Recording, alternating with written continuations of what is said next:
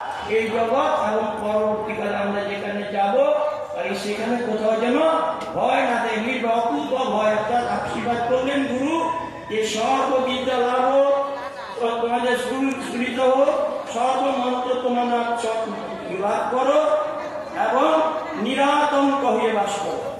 এই রূপে কত মতে গুরু সেবা করিল। এইভাবে আমরা কতদিন গুরু সেবা করিল। সর্বশিষ্য মিলে গুরুকুলেতে আসিল, সব শিষ্য মিলে একসাথে গুরুকুলে বাস করেছিলাম। গুরু অনুগ্রহে হয় সর্বত্র কল্যাণ, বিনে গুরু হইলে না হয় পরিত্রাণ।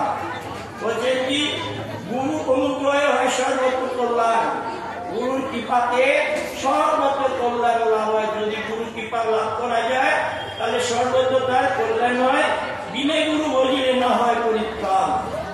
আর যদি গুরুর ভজনে কেউ না করে তাহলে তার জ্ঞানের কোন পথ দেখা যায় না।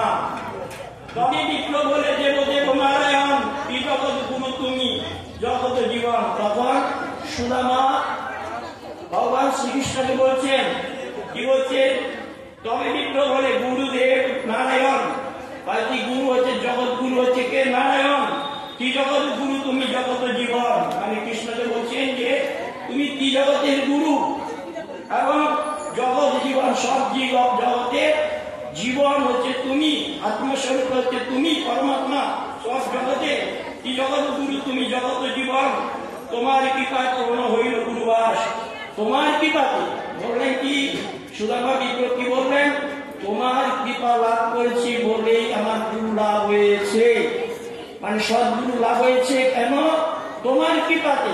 সুদামা বলছেন যে তুমি তো জগৎগুরু কৃষ্ণ, বলকে তোমার কৃপাতে আমার এই যে গুরু লাভ হয়েছে, সদ্গুরু লাভ হয়েছে, সদ্গুরু গুরুদেব ওনাকে লাভ হয়েছে তোমার কৃপা। যেটি আগে বললাম আমি আপনাদের যে প্রথমে কৃষ্ণের কৃপা হয়, তারপরে তার কৃপাতে গুরু লাভ হয়।